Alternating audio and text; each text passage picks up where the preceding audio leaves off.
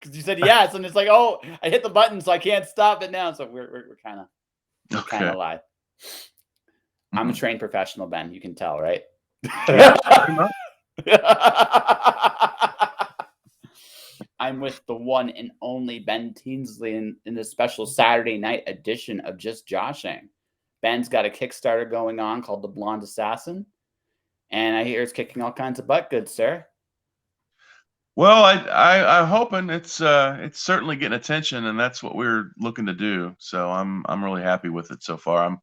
I'm really hoping to get it going because we've got plans for other stuff in its wake. So the more successful it is now, the more successful our stuff's going to be later. So Yeah. Well, always this is your first one. This is your first project.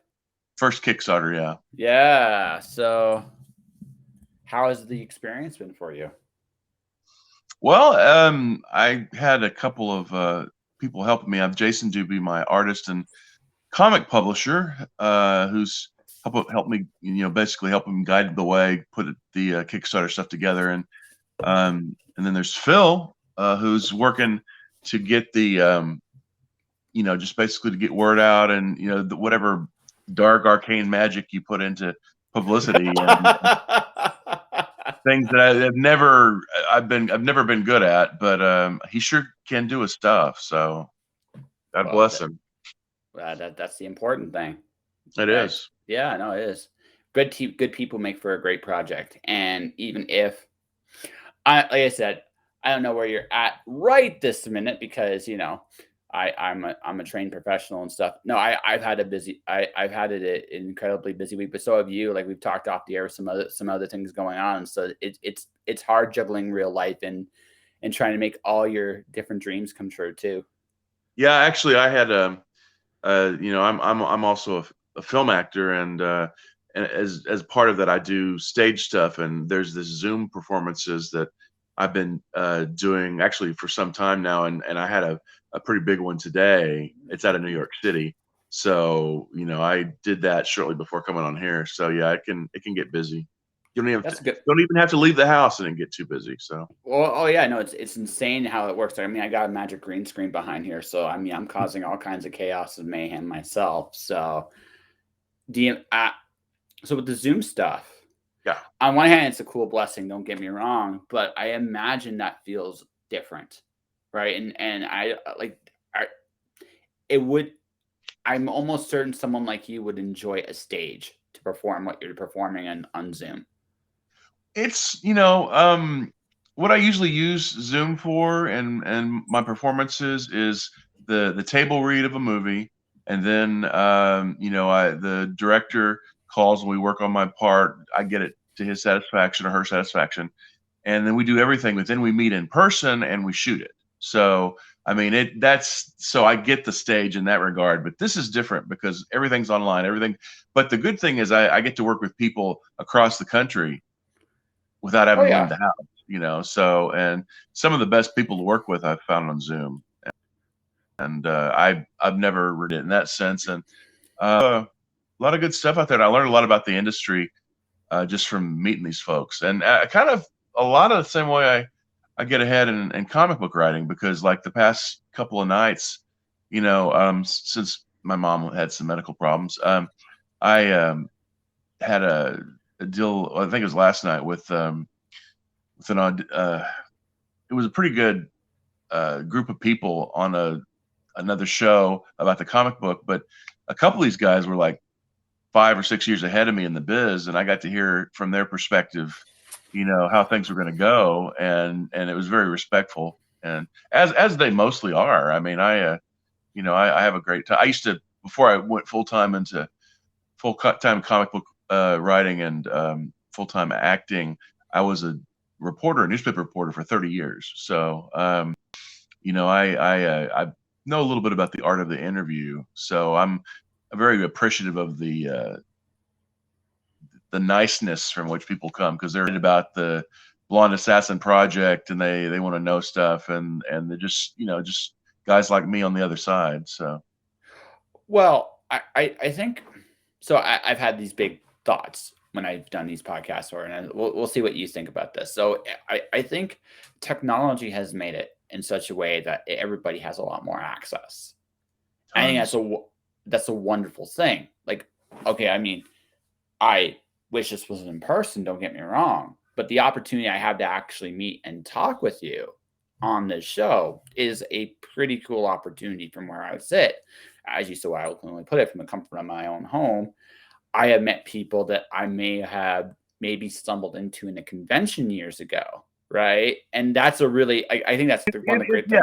Yeah, it's a bully pulpit. I mean, the best kind. I mean, Yes. you get to isolate people. I mean, that sounds too confrontational. You get to face with people that you may not have the time to in person, like you said, and get some really good questions across that you may not have been thinking about because you're sweating from running across the room to meet them at the convention, or you were, thinking about this and that. So yeah, it's a great opportunity. Well, I wish yeah, you're giving me far too much credit. I just pretty much go and kind of wing it on the fly. It kind of, but I think those are some of the best things too. Um, 30 years of reporting, it's like newspaper or television. Yeah, Like what yeah. was it? When I got out of college, well, started while I was in college, always newspaper, except towards the end a radio station or two, but almost always newspaper. And started out, my first out of college paper was the Odessa American, and over the years, I worked for the Arlington Morning News, which is an offshoot paper from the Dallas Morning News and it was in the middle of a big war with the Fort Worth Star Telegram back in the right before the turn of the century, and had some great stuff there. And then I got on at the Fort Worth Star Telegram after that ended, so I had some pretty huge papers I was working for in the day, and had a lot of fun doing it. But boy, it was just a lot of work, tons of Oh, work. absolutely. And actually, probably in the process, because just how much of a blur it'd be, it was like you went from one assignment to the other assignment to the other assignment to the other, so you're not really thinking about what you were doing. And then one day you just kind of recognize, like, holy shit, I've done cool stuff. Yeah, I mean, and it's still, you can still Google by Ben Tinsley online and get a crap load of my work. So from 10 years ago, so it, So, sorry, my bad. no, I was just flexing my jaw. Go ahead. Flexing. Okay. No, because it seems to me like for you, see what I've learned about a lot of people that are really like getting into the arts a little bit later in life, like a lot of what they've done previously disciplines them for the arts. A lot of people think the arts is very um quote unquote like anyone can jump in and do it, but really there's a certain day in and day out process for anyone that wants to produce for a living. I get the feeling Yeah. that your journalism prepared you not just for your comics, but for your acting and singing as well. Yeah, there's a lot of life stuff that I did. Like, I covered several Texas executions, and saw them die. And then later in life, I saw my father die. And there's a lot of just real stuff that you got to deal with. And it goes in, and you don't really know, okay, where'd that go? Because I know that really messed with me. But then later when you're on stage somewhere, oh, there you are. So Oh yeah, no, your experiences shape you, man. They make you who you are. yeah. So, did you after 30 years just said I'm going to retire and do something else, or was it one of those moments in life where it's like everybody else last year, it's like, holy shit, one day I'm going to die and I want to do something worthwhile, because it's the one thing about this time is like it puts your mortality in perspective. You know what I mean? Well, I I do know, and I wanted to be a comic writer. And back when I was doing stage acting before I went into full time college, I was in junior college and actually getting my drama training. There was like 86 ish after I got out of the military. I My parents confronted me and said, "You're not very good at this. You need to do something that'll feed your future family." I didn't agree with them, but I did what they said, and that's when I went into journalism and I really did. I loved it. I did, but after on my third decade, I realized it didn't love me back. So, and Oh yeah. the profession was changing so much, and stories, clickbait. Like some people were being fired because they didn't have enough clicks on their story, which I think is total bullshit. And they're just like that. I'm like, you know what? I've always, I've never stopped wanting to be an actor. I've never stopped wanting to write comic books, and sing. I don't know if I mentioned that. That's Yeah, part of the yeah, yeah, yeah. three prong career. And I said, you know what? I'm doing this. So, I've been, just doing it. And the singing kind of works its way in there, but I don't regret it. I mean, No. I'm having successes now that almost kind of equal my successes in journalism. So, there's a lot of gratification in it, and you meet a lot cooler people who aren't trying to get you sued for slander. There's not as much. There's a lot of backstabbing in journalism, Oh, and sure. No, it's actually why I didn't go into. I went to college for journalism, and I ended up dropping out for two reasons. The first one, I gotta be honest with myself. I was a flake in college. I wasn't ready for it. But the other part of it too, journalism's surprisingly deceptive. I think that's the one thing when I was doing it that really shocked me. It's like you're trying to tell the truth, or you're trying to tell a good story with truth in it. Well, I don't know how you feel about that exactly, no, but that's a great way to put it. That's a great way to put it. yeah, and and that's kind of like how that's kind of how I saw it going in. And when I went through it, I thought not enough truth and a little too much story. Right, I might as well just write fiction. That was just me. That was my own opinion. At 18, I pretended to know a lot about the universe back then. Now that I'm older slash wiser, I know far less. But it does seem today more than any other time. We're not going to go into I think too much into this, but I look at what journalism has become. And I remember back in my day, and we can talk to clouds in the sky, but with the back of my day stuff. But journalism seems more brand orientated than it is truth or even story orientated, if that makes sense. I can kind of boil it down to this couple that I was friends with. I the woman actually was a student when I met her, and actually I had helped her as an intern get some of the stories that later led to her huge success. And the guy who eventually became her husband was a buddy of mine that we worked together at the Arlington Morning News and did a lot of reporting together. And not since I guess since my dad died, and she showed up at my dad's funeral. That was the last time I saw her. But neither she nor her husband have ever initiated a phone call to me. I end up initiating phone calls to them, and each time it's like I'm some guy that they owe money to, or some bad part of their past that's making me feel like total garbage. I mean, I in many ways, I should be a dear friend of theirs. I should be invited to dinners and stuff, but I'm treated like garbage. And that's the way a lot of it is. If in journalism, especially in the inside journalism, if people get an idea of the type of person you are, even if it has nothing to do with the type of person you are, but if they just get in your head that you're this person and it's bad for them, they will drop you. And I guess the moral of that is don't make friends with journalists. But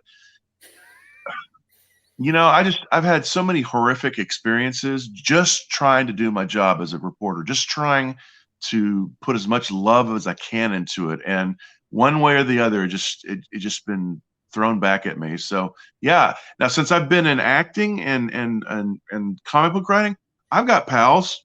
I can call them up right now. I mean, because there's no hidden agenda. There's no I want your success, but when I get it, I'm gonna like act like you don't exist. There's none of that crap. So, I know people think that that's the acting world is backstepping.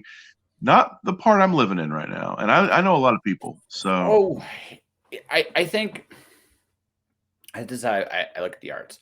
I think when there's big money involved, and this is just my experience just interviewing certain people, there's a tendency to become more guarded. But it also makes sense too, because if you have a lot of success, like a lot of it, everybody's going to come after you and go, "Hell, how'd you do it?"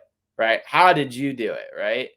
So, when I've interviewed someone that's been pretty high up on the echelon, I've always respected the fact that their guard, whatever that guard is, probably was there for a reason. Like that's just my own experience interviewing them. That's just my own take on it. I don't take it personally because for me, I don't care. I'm not as successful as anyone around me becomes. That's awesome. I want people to be successful. I don't really want their success. I want mine, if that makes sense. No, Right. that's the way humans are supposed to be. Yeah. You know, I was at their freaking wedding. I Hmm. drove from Fort Worth to Corpus Christi in the fucking fog, you know, and I can't even I can't even get either of them to initiate a call just to see if I'm alive or dead. I lost. I know I shouldn't take that personally, but I can't help it. You know, I put too much of my life into theirs. And anyway, but having said that, you know, I'm just never going to allow myself to be, taken like that again. And Oh, sure. I just associate that. I associate all of that with the insane fakeness, this lie that we call journalism. I mean, I know I probably should just go see a psychiatrist about that, but Well. I before we get to the comics, I'm just going to tell you a story, and then okay, we'll walk away from this because I don't. I can understand what it's like to put yourself like one of the hardest truths I've had to accept with people in just general is that some people in life are not going to look at you the same way you look at them for whatever reason. I'm not even going to say good, bad, or different. Just for whatever reason, it is what it is. The question then becomes: I had this one friend, and I really, really, and again, still admire him even to this day. He's still, I think, a good dude, but trust was broken, and when trust was broken, I had to make a decision about how I was going to be treated going forward. And that meant I stopped initiating certain things. I stopped doing certain things because it's just like my effort wasn't going to be reciprocated. And I've kind of made it a point in life, just in general now. I put the effort into a relationship. People are willing to put the effort in me. It kind of goes both ways, or it just doesn't. And I don't care who you are because I want to be around people that are going to treat me with respect. But that also means I'm going to have to be somewhat demanding of that with people in my life. Not good, not bad. I'm not gonna be mad at what someone else wants to do with their lives. And hey, let's be honest, priorities happen. I'm not the just strictly on take my big giant ego aside for just a second here, right? Um, I'm not the most important thing in other people's lives, and that's okay. I don't need to be. What I need to be is when my time is there to be respected. And it sounds like in your particular case, and going to you, you put a lot of effort into this person, and for whatever reason, and I mean, you see something highlight, you saw potential, like that's cool. They, for their own feelings, may not reflect that. That in itself is not a crime.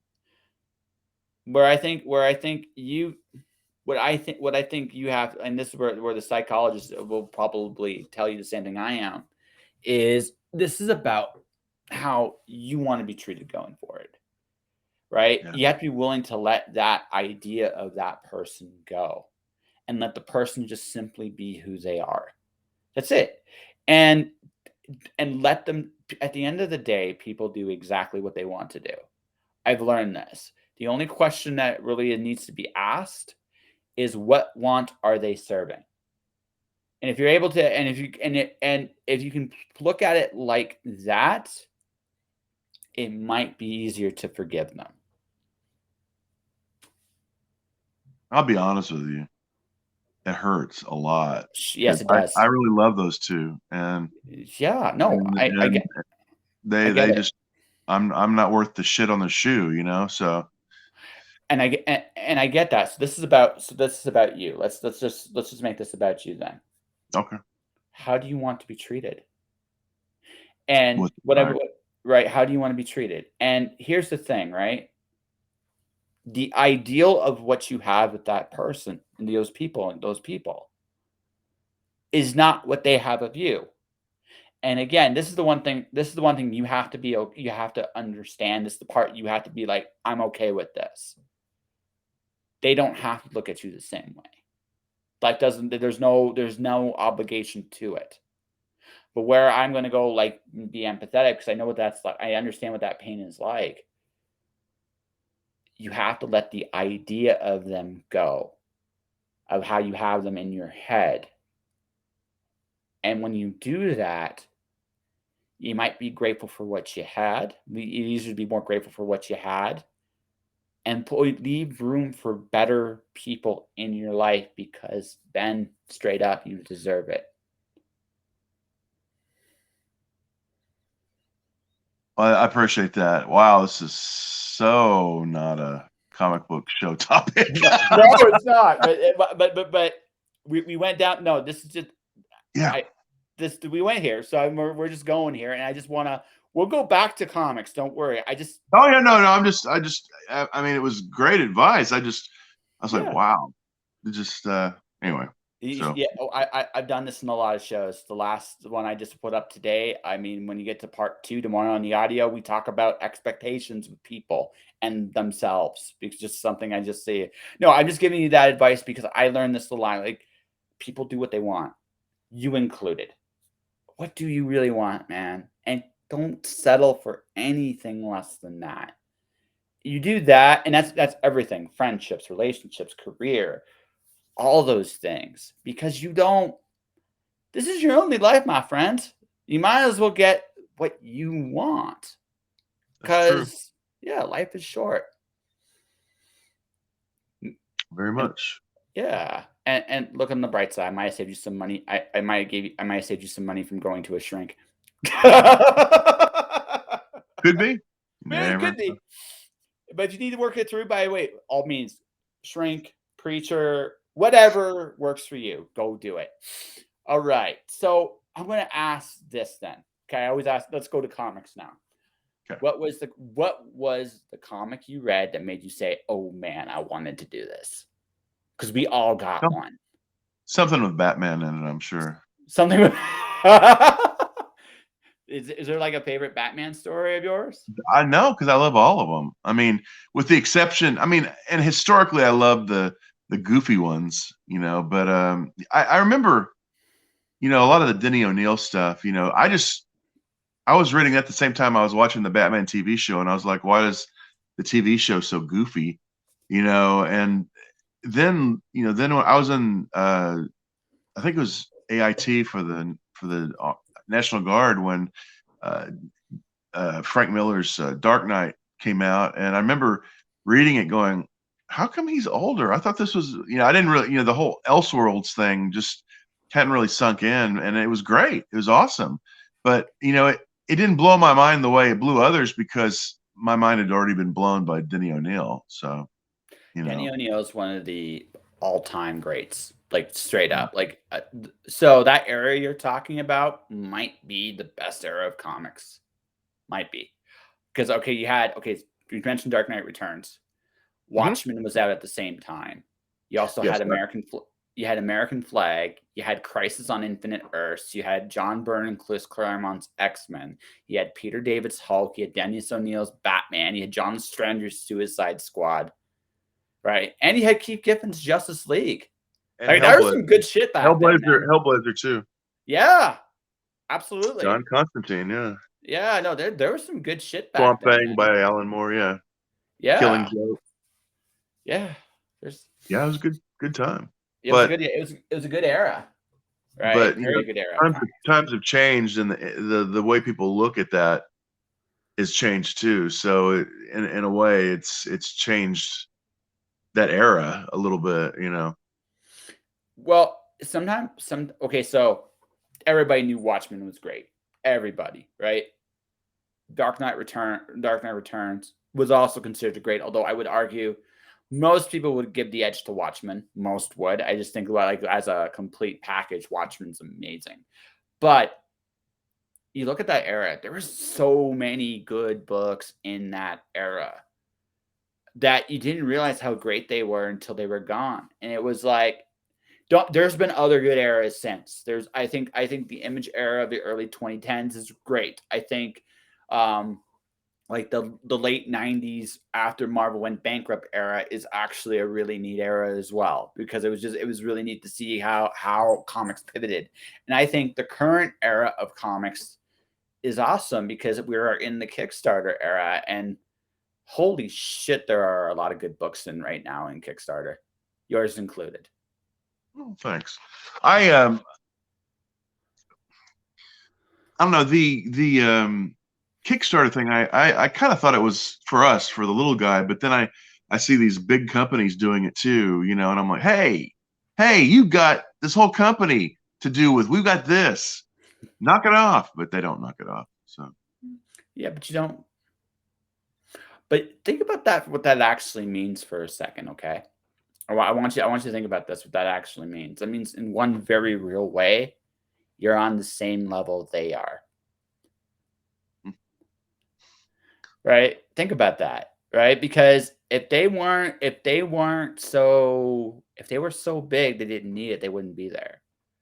They're there because they need it as much as you do. And the cool thing is, DC and Marvel, because they have titles that are doing Kickstarters right now. I mean, I don't know. It just okay, feels like it's so taking up space that someone else should have. I okay, that's one way of looking at it. Let's look at it another way. Let's look at it as a very so I truly believe comic books are in a renaissance right now. I truly, truly believe that. Here's the thing, okay? There are thousands of flavors of ice cream on Kickstarter. We're gonna call you Rocky Road ice cream. Are you okay with being called Rocky Road ice cream? Chocolate almond is better, but Okay, okay. okay, okay. We'll give you chocolate almond. Chocolate almond. Are you cool with that? Are you cool being I am the cool with that. okay? So you're the chocolate almond flavor of ice cream on Kickstarter. Okay. Marvel and DC are vanilla because they're going to be the boring ones, right? Then you have someone like Rob Multuri, who's like maybe he's Rocky Road. Then you maybe have someone like Steph Wilson, who's kind of like he's the sprinkle on all these different ice cream. Like he's the extra cherry on top of this wonderful ice cream sundae. Then you have someone like Rich Perota, who's got like his own little like universe, and you got somebody like Dustin Brunel, or like all these people have these like little niches and corners of the universe. And what that means is too that although Marvel, these are, hey, we're gonna come in and get, it's like, no, because you're not, even though you're taking a space, you're not the space anymore. You're just one of many, right? You're the vanilla flavor of ice cream that some people will get into. But to be perfectly honest, I want my cool, like the cool thing about it is right now I'm looking at all these different books from all these amazing people, and I'm like, I don't need to go to get Marvel and DC to be entertained anymore. In fact, they're coming here because they don't have the range and market share they did back in the day. So if you really want to sit there, like you can look at it and say, well, they do have marketing and stuff. It's like, yeah, they do. But at the same token, in one very real sense, much like a convention hall, you might be on the same street corner as Marvel and DC. And you know what? You might be able to kick their ass. That'd be nice. It's Or maybe possible. I could land a 4-issue Spider-Man, 4-issue Batman It's entirely deal. possible, man. Oh, that'd be cool. Is that what you want? I would like to write. Yeah, I would. I mean, I don't know if that's within the realm of possibility Why because, not? well, the time I spent that a lot of people spend working their way up the chain at Marvel, I spent working my way up the chain at newspapers. So, I'm by their You know what? standards, I'm still kind of a newbie in this, but I think so. Can I build you up? Are you okay with me taking a minute to build you up for a second? okay. Yeah, you're like, I'm good with that. I'll stroke my ego. Okay. Here's the thing. At this point in the ball game, you are cultivating a following on Kickstarter. You've already cultivated a following because you are a successful journalist. You've written what, thousands of articles, tens of thousands of articles in 30 years? Yeah, a lot of them. That adds up, my friend. You have a following. There are still people probably to this day that remember the things you wrote, right? because you've been around long enough. I thought maybe you never thought, but I'm gonna put it like this: you put in the work, you busted your ass, you have proven that you can finish a project, you can handle a deadline, you can do a professional quality writing job, and you've done it for 3 decades. There are a lot of comic writers that have nowhere near your expertise on that are working for DC, Marvel, Image, Dark, you name it. So maybe instead, what you need to think about, okay, maybe you don't have the comic book experience nailed down. You have to finish a project or two or three. Sure, that's cool. But here's where I think you need to think about, you've already kind of proven you can do it. You just have done it in another area. All you really got to do is say, here's my cool book. It's shiny. Yeah, just don't do one of those like magnetic variant covers that make people go blind. I hate those. But assuming you don't do that, and you put out a good book with a good product, and you do a few of those under your belt, why couldn't you? Well, I mean, my son and I have self-produced comic books for about 10 years now. So I mean, yeah, we've done that on our Then own. then you're there. You've proven it. You got everything required, man. Well, I'm interested in writing. I'm not interested in, going back to ground zero in a different industry. I just want to write. I've got some ideas to pitch. I'd love to pitch to the right people. Yeah, no, totally. This is going to go back into the good advice thing, and I'm sorry, but I think this maybe that this is just a, you've got the resume, and not just not, I mean writing wise, all that stuff. So if you have all of this already, all I'm saying to you is, why don't you?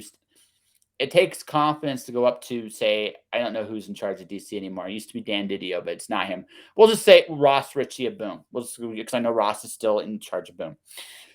Go to Ross and say, hey, Ross, I got this awesome book here. And it's awesome and made of cheese. And this is the concept. And you just drop the concept. And he will be like, you're a crazy motherfucker. No. Or you're a crazy motherfucker. Maybe. But you get yourself out there and you just keep going and going and going. The thing is, it's all about your confidence, right?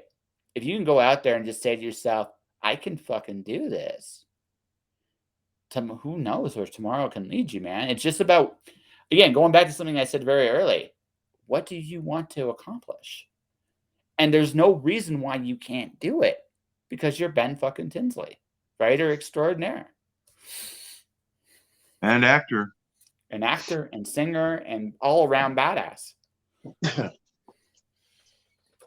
Yeah. Like I said, you do what you want, man. But I'm just saying, like, why not, right? Sure. Yeah. I would like to do that. I would. I just I got to find a balance because I say pretty busy acting too, because there's in Texas there's a lot of films being made. So. Oh, absolutely. I imagine. I'm not. I'm pretty sure of this, right? I mean, that's just part of the deal. Yeah. I would. Yeah, you're right. I would like to do that. I should. I just I guess I'm starting with this to get new ideas on how to go about it, and I guess I'm getting some. So. Well, all I'm trying to do, man. All I'm trying to do is all I'm saying to you, man, is like, you just try and treat this like, why can't you do it? Right? I would look at, like, in your position, it sounds like you're just trying to have fun. I could be totally wrong about this, No, but I'm trying to advance. I'm trying to advance in these careers. I mean, comic book advancement is insanely important to me. I'm trying to figure out the best path to do it with my experience. But you've kind of outlined how that can be used. So that's a good idea to follow. I yeah. just, and actually ultimately, Jake, my son, 26 years old, and he and I write the Night Owl character together, and have done so for over 10 years.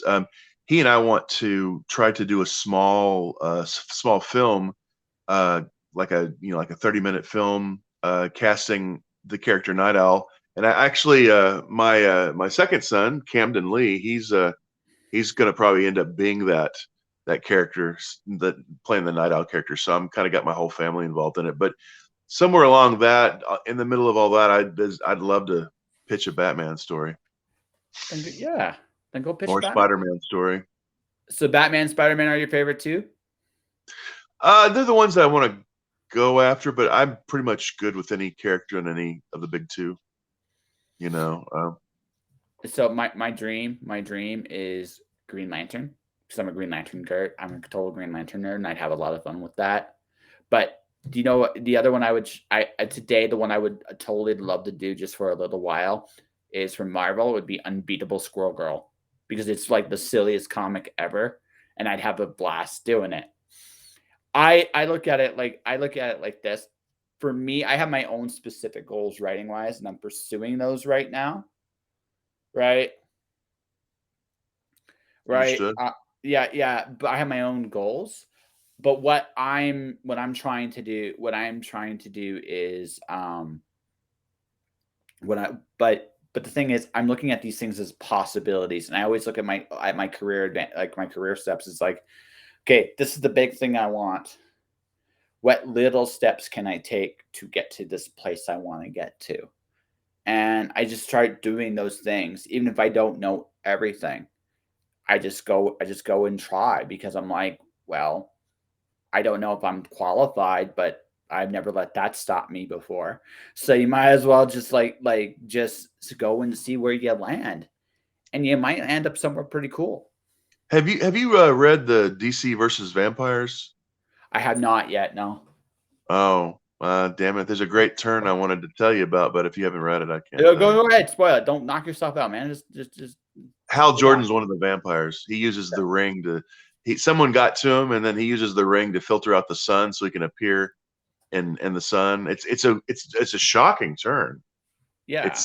It's shocking, because obviously it's alternate reality because they're not going to do that in real life. But it knocked me for a loop. I'm like, holy crap! It's Yeah. Andrew Bennett, the iVampire guy from Oh way yeah, back. he's cool. Yeah, I know him. I love I And Vampire. It's a cool little book. his girlfriend, Mary, Queen of Vampires, gets killed, or so we think, and he's trying to find anyone who can help him. Um, he runs into the Legion of Doom's headquarters, and they're all slaughtered by vampires. And Lex Luthor, barely alive, hands him a vial of what I have to believe is some kind of antidote to vampirism, and then he dies. But he makes Andrew Bennett promise to tell the world that Lex Luthor saved the world. So That then is so Lex Luthor.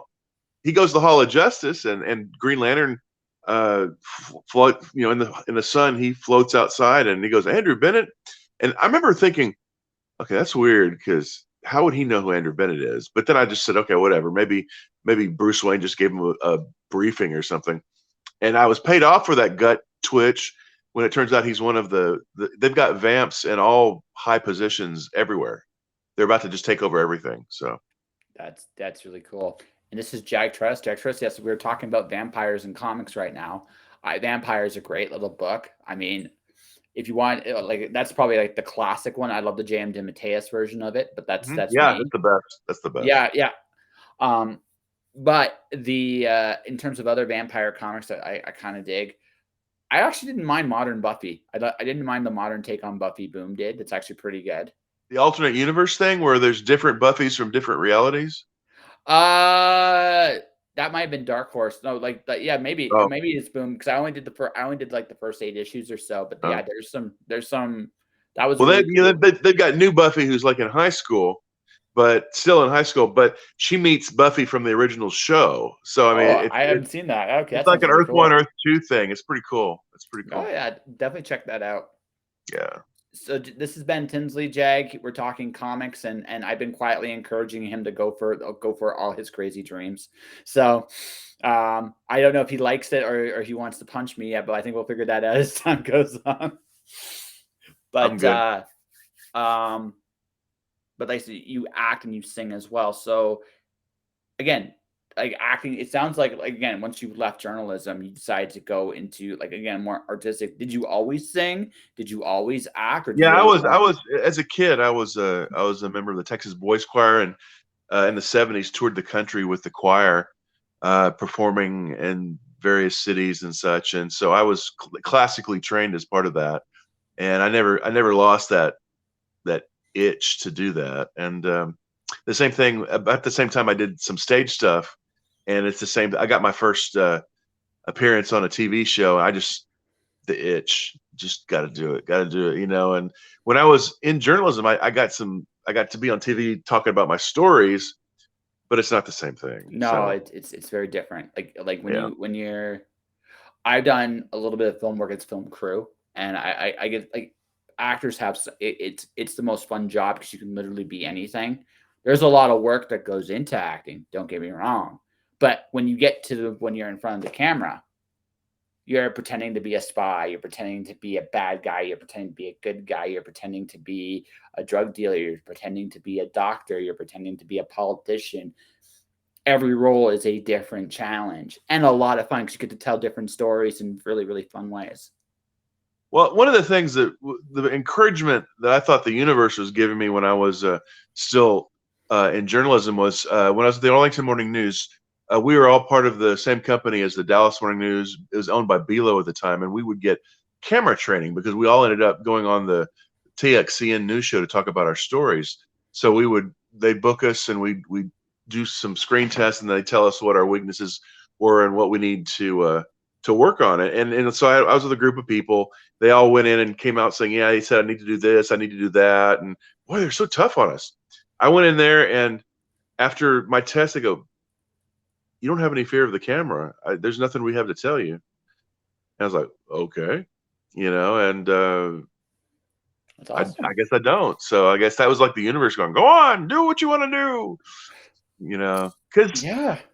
30 years you can put your heart and soul into it, but really want to do something else. I think 30 years is enough time to look, universe, I did what you said or what my parents said to do, and I still want to do this. So, you know, it's just And you're going for it now, which is all that matters, right? yeah, about 3 4 years into it, and yeah, just going full throttle. I mean, first thing I do when I get up is I check backstage and Actors Access to see what's available. Apply for most of it, and then I contact Jason Doobie, my artist, and we talk about whatever project I'm working on at the moment. And my pal and executive director of the men's choir I'm in, Gary Bryant. Gary calls me up, and we talk about some stage thing that the singing thing that he's going to do. You know, he's actually in a rock band too, so he's as busy as I Nice. am. And So, so yeah, I just it just flies hot and heavy, but oh yeah, it's nothing nothing better. makes you feel alive, man. It really, really does. It does. Right. Yeah, I'm doing a show right now with and like it's a journalist. It's ironically a journalistic type show, but very different with Canada immigration. And I realize that I'm literally getting paid right now to get tortured by my co-host with cupcakes. Right, I'm literally getting paid for that. Yeah, because we're doing it like a Zoom show, much like you're doing. Right, So she right. talks. So she's talking about the cupcake she's baking for her son. She'll actually go into great detail just to make me hungry on purpose. And then she'll like email me pictures of her like so I literally get tortured. I get paid to be tortured with cupcakes.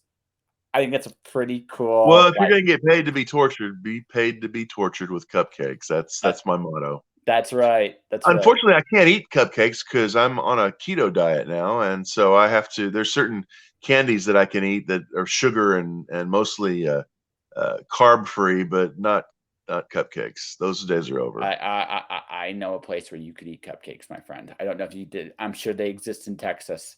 There are keto only bake. There's a keto only bakery I went to in Windsor, Ontario. Dude, their cupcakes, keto, no keto, were awesome. They just knew they made a mean cupcakes. I would go out in Okay, there. Yeah. all right. You can find ways, my friend. You really can. Now grant you, I realize like as an actor, you do have to kind of watch your weight and I imagine you're doing still some kind of training, right? Because you Well, have not like to. Rocky training. I mean, I make sure that I sweat every day doing some kind of workout, and then watch the eating. And I mean, it's take my vitamins. I mean, however, like I did a deal recently where I played Leatherface is a remake of the Texas Chainsaw Massacre, and I had to chase a pretty girl around with a chainsaw. So yeah, that took a little doing. So The I'm prep definitely work. up for that. Yeah. So it's like, yeah, it's like you said, like chainsaws, pretty girls on. I guess that's the cool thing about acting. You can be anything you want on in front. All the work is before you get to the camera. That's true. That's very Yeah. true. Yeah. It's all about prep, right? It's all about your Yeah. prep work. That's So, why I like Batman so much, because he's all about prep too. yeah. Spider-Man, kind of. I think Spider-Man's like, I like Spider-Man because he shoots from the hip. I mean, and somehow ends up on top. But he ends up with weird shit. Like he ends up with clones, and he doesn't know how they got there. It's like well, nor does anybody that read the books. Like, how did we get here? But I mean, it was just one of those things, right? Ben Riley shows up, and you're like, okay, why are you here? Oh, I'm gonna be Spider-Man now. But I didn't say you could be Spider-Man. Well, I'll be co-Spider-Man. Why? Because this company is paying me to do it. Oh wait, you told them your identity? I don't want to talk to you anymore. Just like okay, it's a Spider-Man life. Yeah, well, it was like I said, Spider-Man in the '90s was a very weird time to be a Spider-Man fan. I have to admit, it was. Well, they brought a lot of that back in the aughts. They although not as unexplained as it was back then. I mean, there's a lot more explanation to what's going on. Well, it's part of his mythos, right? One of the things It about is comics. now. It Oh is well, now. it was like once it was written, it's on like. Okay, so like for me, Green Lantern, Hal Jordan became Parallax. Hal Jordan became a villain. That's part of his mythos. But then they 23.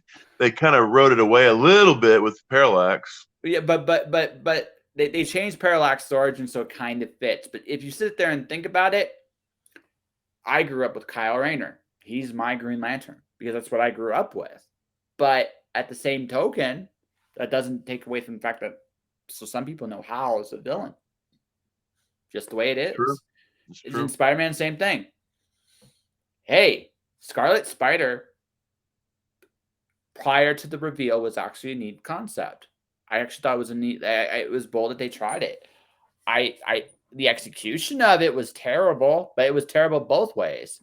It was terrible because the reveals was a big insult to anyone that had read Spider-Man for 20 years.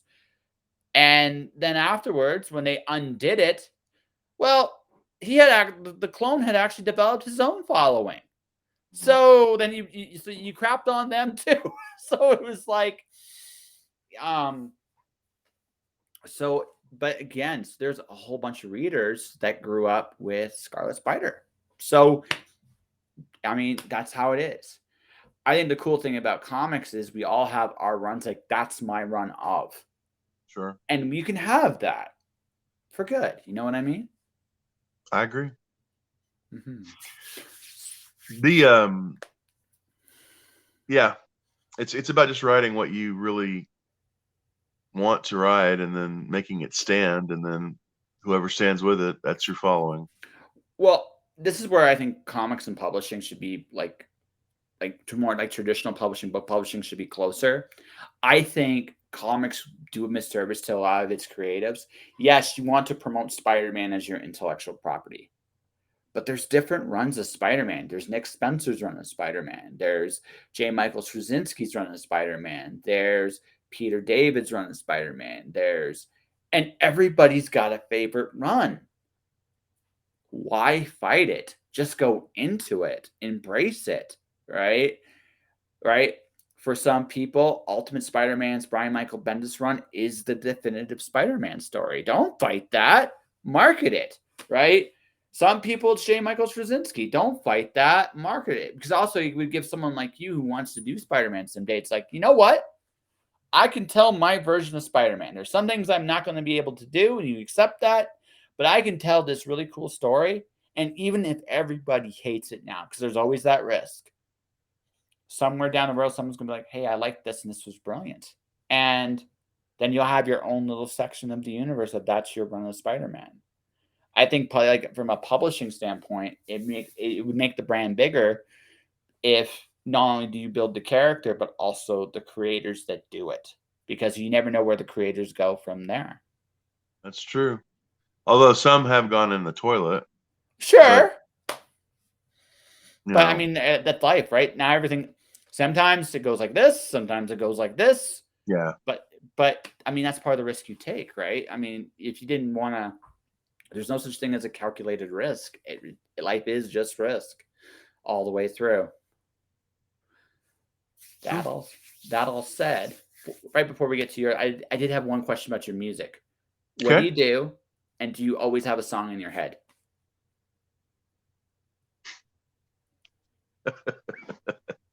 I do a lot of everything. I do classical when I'm with the choir. I like contemporary music. I like to sing contemporary stuff. I'm a crooner. I'm told I'm a crooner. I uh, I actually sent you my the thing I record my songs on in my links, and there's a I sometimes if I don't have a band to jam with or a friend to jam with, I'll just do it a cappella, and then I'll put it on TikTok. Other times I'll record it and I'll put it online. And other times I'll go perform in public with a band. I mean, a lot of it doesn't necessarily like being in a band per se. It's like being part of something musical. Like for instance, I really like it when they let me sing in a film, and that's probably one of my goals is as I grow to be allowed to sing on the soundtrack of a film. Ooh. I just I like it. I like groovy stuff. I do a really good "Fly Me to the Moon." My son likes it. Um, a lot of other "Is You Is" or "Is You Ain't My Baby." I got a recording of that on the side, and then some songs of my own copyrighted. I got this one that I call "Dumbass Ben" for obvious reasons. I've got two versions of that in different years. One of them is kind of like a bluegrass band playing background. Not, I mean, actually is a bluegrass band playing with me, and the other one is a pal of mine who just had a bunch of different instruments. So it depends, but whatever it takes to keep the voice going. Yeah, no, I asked this 'cause sometimes I've interviewed a musician, and sometimes I just hear them subconsciously. They're singing, like they don't even realize it because music's such a big part of who they are. That's why I asked if there was always a song in your head. It's like because sometimes just you're so connected to what you're tapping into. Okay, I'm It's gonna I'm just gonna that. be honest with you. I'm gonna be honest with you. There is always a song in my head, but usually it's there because sometimes I get depressed. I have depressions. I take medicine for it, and Oh. the songs are what keep me from succumbing to the depression. I know that sounds weird, but when I No. was a kid and my grandfather died, I had to just keep summoning videos and music in my head just to dispel the darkness that was coming over me. So yeah, I there is a song in my head. There has to be. There Ah. has to be. So So, what's your favorite soundtrack of all time?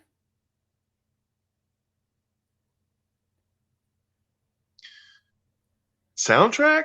Yeah. Well, you said you want to put your stuff into Yeah, yeah, yeah, yeah, yeah, yeah. Okay. Well, hold on. That's interesting. I thought you were just gonna get me for a song. Um, Probably Xanadu. oh, interesting. Yeah, love that. Love it. ELO and Olivia Newton-John. Just the most beautiful voices, and she's the most beautiful woman. And it just to this day, you know, it's all. And and I'm not the only one who thinks that because they made Xanadu into a rotating musical with those songs. So yeah, So, Xanadu. mine is Greatest Showman. Now, Just now, if I was, I guess after that is the White Album. I guess I should have been more pretentious and said the White Album first, but I, for some reason, feel this urge to be honest on your show. So Xanadu followed by the White Album. So there's nothing wrong with dude. Just you know what? It's your favorites. Like I'm just I've been pretty straightforward with you the whole time. I think you just get that impression. So, um, hmm. So so basically, a musical kind of movie would be your dream. Then, yeah, if for I do. yeah, that's what you want to do. Okay, that's With cool. some connection to a comic book I write, either before or after. That would be the dream. That sounds like a worthy goal, man. That sounds awesome. Yeah, that would be cool. Yeah, it would be. It would be. Hey, and if you do it, let me know. I'll definitely go watch it. Yeah, you'll be the first. Yeah, I hope so. I hope so. Well, we probably should be talking about your Kickstarter at some point in this. Sure. You're like, yeah, sure, why not? So, so is the Blonde Assassin your first book? No. Like I said earlier, the Night Owl character that my son and I put together is the first one. We came up with that character, and we actually, before we got our first comic book, we were doing web comics, one like a full page, one a month, and after we got that out there, we did the first issue, which is Two Fisted Adventures 1, with Night Owl as the lead character and several other characters. It was an anthology, and that was 2007. Yeah, 2007, 2008. And then after that, we did numerous Night Owl comic books, one of which was called Amber Hagerman Deserves Justice, which was kind of Jake was part of there's this new investigation into the death of Amber Hagerman. She was a little girl who was found murdered in the 90s, and we put it together as a result of that, and it got a lot of attention. This is like 2009-ish. It got Jake on the Today Show talking about it. And we did other, Night Owl Deserves Justice, Night Owl Bullies Deserve Justice, a Night Owl story, just a lot of stuff like that. And then just continual Night Owl stories. Finally, I figured, well, I want to do an adult only kind of a story. I want to do one that's R-rated. And Jake was like 12 or 13 at the time. So, he couldn't be in on that. So Jake's my son. He's now 26. 27. He just turned 27. Anyway, so Happy birthday, Jake. Happy birthday. I put it together, and actually I'd been playing with the story for a while anyway. I actually was thinking about making it into a script, for a movie. And I was told by a lot of people it's too short, and so I thought, what I think I was really writing a comic book. So I just took it and restructured it, and then came up with the Surrender character. She's a French woman, spy, expert with explosives, pretty much expert with everything. Gorgeous. She kills a lot of people for the CIA. She works with and for Shane de la Vega, otherwise known as El Diablo, who was a former mob assassin turned CIA agent. He was hired during 9/11 because they wanted anyone who could kill. He was given a pardon, his skill set translated to the CIA, and together they, with their friend Ray, who's this blue-collar guy who could teleport pretty much everywhere, which is a great skill set to have when you're killing people for the CIA. They put them together. It's Surrender's book, but it's a kind of a team book too. And the first issue is that script that I wrote, and then the second one kind of gets a little bit more into the mythology of the characters, and that's where we are. Hey, I saw it. Put your Kickstarter on it. So this seems like a fun book. Like looking at it, it's like, it's like you're having fun. Yeah. So having a blast. So okay, and then we'll make this the last question, and then we'll get to all the wonderful plugs and stuff. The very last question ever asked of anyone, anywhere? No. I can't make that promise. I'll fail miserably. Ask Jag. She'll laugh at me on that one. More like this though. What's the most important kind of comic to write? One that is like this great epic, or one that's just fun?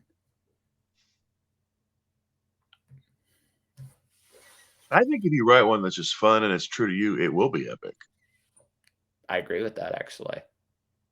I agree with that. Yeah.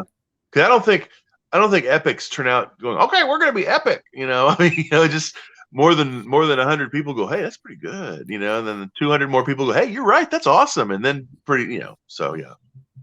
Yeah. That. I actually agree with that very, very much. So I'll let you know my last little secret here. Do you know who my all-time favorite graphic novel artist of all time is? And you're going to be shocked when you hear this. Dr. Seuss. Think about that for a second. He was an artist too. Yeah, he drew all the books. Like all the books you see, he wrote and drew them. All of them, all the kids' books, Green Eggs and Ham, Sam, like all of them. I actually think if you took his stuff and you put like a thought bubbles onto it, it would be a comic. I And I remember when thought, he died because I was I was at a news desk when he died, and I remember they tried this headline that they wanted to try, but the editor nixed it, and it said this: "What killed Seuss? A knife? A noose? What sent his soul to heaven? No accident. His time was spent. Seuss dead at 87." And we it's wanted to not, put that on the cover like a book, but no. yeah, not to be fair, I don't think that's quite. It's not. It's close to Seussian, but it like Well, he is just. nothing's actually Seussian. It's Seuss is the only Seussian. Yeah, absolutely. No, I've tried writing like that, man. It's harder than it looks. It is Oh, I so know, much. I know. Yeah. Poetry is also something I do. So yeah, I'm aware of it's. You got to have that music in your head, and not the music you're talking about. That rhythm that it's like a cadence, and it's got to beat in your head. It's got to beat in perfect synchronicity to the way you're writing it, or it's just gonna not succeed. Then on top of that, with him, you have to draw it. That is not easy at all. Like at all. Just incredible. Mr. Ben, I Sure. feel like we have an interview here. Do you feel the same way? I do. I feel like um yeah, I feel like you're like Barbara Walters, man. You got pretty much got some tears out of me. So Well, I wasn't trying to make you cry. I just no, wanted. neither is she. Neither is she. I mean, if she was trying, she'd kick me in the nuts. But no, I mean, it's a it was a good interview. It just came in different directions. It's just, but it wasn't in a bad. I know people who are shits with interviews, and this is not shit. So congrats. Well, thank you. Yeah. I had the You're big. honest. That's what does it. It makes you want to be honest. Yeah. Well, I want to talk to you and get to know you a little bit. I feel the next time I hope you want to come back somewhere down the road. I do. I do. Yeah, and if you do, I would love to get into a little bit more about some of the roles you did and some of all. This for everybody listening. This interview kind of came in a rush because just how things worked out. Next time we do this, we'll do this with a little bit more prep so I can pretend I know what I'm doing. And I'll send you a trailer that I'm in. I had one to Nice. send you this time, but I just got caught up on the other stuff. And I noticed you've posted my link to my Kickstarter, and that's all I can ask. So Yeah, yeah, no, it's all, and I'll be doing that. I'll be doing so. That's his Kickstarter, ladies and gentlemen. Go give it a quick look and follow. It's a fun book with werewolves and blonde assassins, and sometimes a comic book can just be a very simple concept and be a lot of fun, and that's kind of the impression I have here. So, when does your Kickstarter go for another 5 days? yeah, I 5 or 6. I'd have to look at my chart, but yeah, that's about it. So Okay, it's TikTok time. So folks, if you really want a good comic, just TikTok on there, and I'm actually sending everybody a nice newsletter that we're putting out that's separate from it, and hopefully it'll kind of give you an idea what's going on in our creative brains. So that'd be cool. And how can people find you? And actually, what is the link to your newsletter? Do you have it? no, it's going to be a hard copy. It's not going to be it's not going to be on a link. Ooh, And the only way you can get it is to buy a Blonde Assassin. It'll have original text and some cool art on it. But it's called the Tinsley Boys because me and my son write it together for our projects. We're writing partners. And what was the rest of your question? I'm sorry. how can people find you? That way Okay. people can get a hold of you. All right. If you're on Facebook, look for Ben Ben Tinsley Tinsley. Right now, if you find it, you'll see instead of my face, you'll see a picture of the blonde assassin because of the Kickstarter. We're trying to turn my page into a big sell point. If you want to get me on Twitter, at Ben Tinsley, same spelling. If you want to get me on TikTok, Ben Tinsley 69. If you want to get me on Instagram, Ben Tinsley Drama Shaman. And I'm probably leaving something out. But if That's you want to okay. write me, btinsley@live.com. So, All oh, right. all right. Are you doing that? Yeah, I'm doing that real quick. Wow, you don't even look like you're typing. Okay, cool. No, I'm just I I once upon a time, I went back in the day when touch typing was a course requirement. Uh, I decided to take a touch typing course way back in the day because I knew it would be handy. I can tell it's way back in the day because you're calling it touch typing. So that's an outdated term that I really appreciate because I did it the same thing. We called it touch typing too. So. Yeah, yep. You're a little older than me, but only a little bit because typewriters were still being used when I was a kid, right? But we were shifting more and more to a computer. It just made sense for me to learn the skill. And well, my son learned typing by typing on Facebook, or so I mean, these guys learn it just so they can get on and post nasty stuff with naked girls, so it's all the rage. But I had to do it because I was typing news stories and stuff. Well, yeah, no. Actually, I know what I want to talk to you about next time too. I love old newspaper design. I love like the old days of like gluing and like the fact that they cut and paste, man, cut and paste. Yeah, man. Did that in college. It started paginating when I got out of college. So yeah, I've got tons of old papers too. So just let me know. Yeah, no, dude, we'll do this. We'll do this again. But for everybody watching, listening, support Ben's Kickstarter. Like I said, I'll what I may do here is I might actually release this episode a little bit earlier on the audio, just because I'm, I know my boss is a bit of an asshole. Don't tell anybody, but I'm sure I can talk him into it, right? And Ben gets the joke. I'm glad. But for everybody watching, listening, thanks for watching. Thanks for listening. This was a very special late night edition of Just Joshing. And if you want to support me, you can hit the follow button on the Twitch. I'm nearly my first 100 followers there, which is kind of cool. So everybody watching, listening, it's very cool. But also, I have a book coming out December 1st, and this is my book. This is an epic poem. Alice in Wonderland is Greek mythology. Alice is Pandora. It's called Alice 1. It's going to be coming out December 1st. If you want to actually give me some love, you can order the book. Stay tuned. But for everybody watching and listening, thank you for watching. Thank you for listening. Monday, my guest is Dirk Manning. He's going to be coming back after 6 years away from the podcast. It's going to be interesting to have that conversation with him. And to everybody else, thank you, Ben, for coming on my show. Thanks, everybody else, for watching, listening. Stay inspired. Keep shining in the dark. And I will see you guys Monday night with Dirk Manning. All right, man. See you later.